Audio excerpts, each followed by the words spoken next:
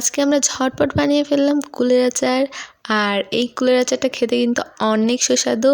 Hello everyone, আসসালামু আলাইকুম, welcome to Mina's kitchen and blog. সবাই আপনারা কেমন আছেন? আশা করি সবাই খুব ভালো আছেন। আমিও খুব ভালো আছি আপনাদের দোয়ায়। আর আজকে আমি বানিয়েছি কুলের আচার। এই কুলের আচারটা খেতে কিন্তু খুবই টেস্টি। আর আপনারা একবার না বানালে এই কুলের আচারটার টেস্ট বুঝতে পারবেন না। ফার্স্টে এই কুলের আচারটা বানানোর জন্য আমরা নিয়ে নিয়েছি কুল, কাঁচা এগুলো দু একটা পাকা আছে, কিন্তু কোনো সমস্যা নেই। আর এই কাঁচা কুলগুলো কিন্তু ফার্স্টেই ধুয়ে নিতে হবে। আর ভালো মতো ঝকমক করে ধুয়ে নেওয়ার পর এগুলোকে একটু শুকিয়ে নিতে হবে। আর কিন্তু শুকিয়ে নেওয়াটা আমাদের ভিডিও করা হয়নি, আসলে সব ভিডিও তো আর করা সম্ভব না, তাই না? আর তারপর আমরা বানিয়ে নেব একটা স্পেশাল মশলার জন্য এখানে গরম করে একটা কড়াই নিয়ে নিলাম। কড়াইয়ের ভিতরে তেজপাতা, শুকনো এলাচ মানে দারুচিনি, মৌরি এইসব মশলা দিয়ে দিলাম, আপনারা তো দেখতেই পাচ্ছেন। তারপর ভালো মতো নেড়ে নিতে হবে।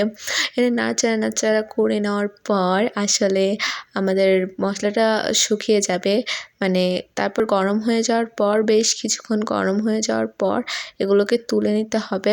আসলে গরম হয়েছিল, তারপর আমরা তুলে নিয়েছি একটা প্লেটে। তারপর এখানে আমরা আরেকটা কড়াই নিয়ে নিলাম।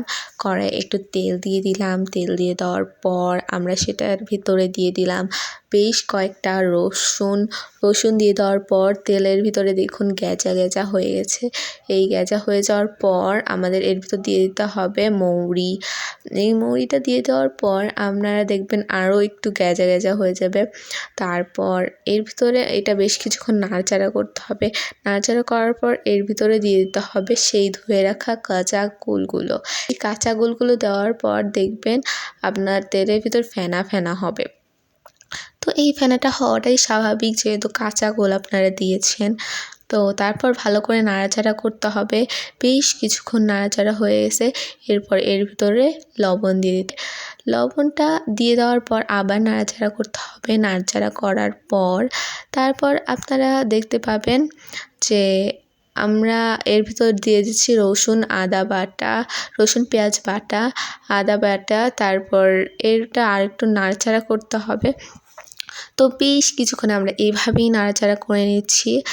নাড়াচাড়া করার পর তারপর আমরা আবার দিয়ে দিচ্ছি এখানে সরিষা।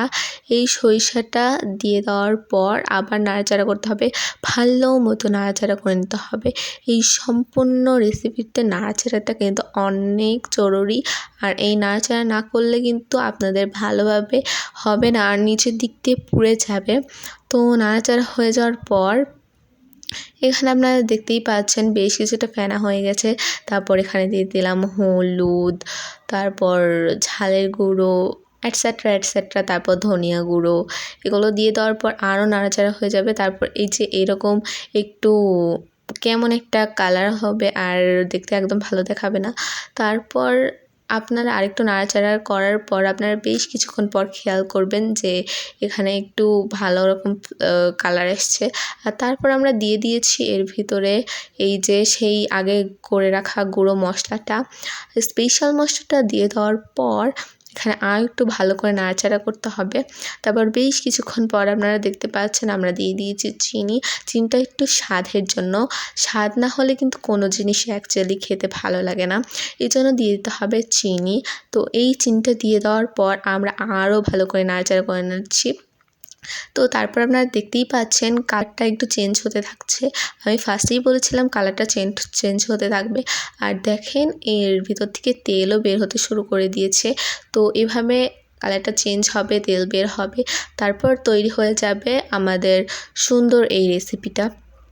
এই রেসিপিটা খেতে যে এত স্বাদ আমি আগে জানতাম না, আজ রান্না হলো তাই জানলাম।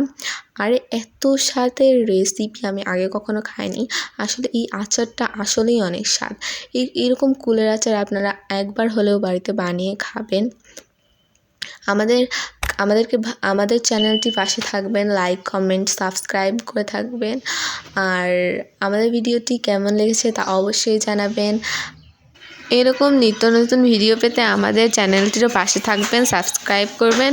আজকের মতো এই পর্যন্তই। আল্লাহ হাফেজ।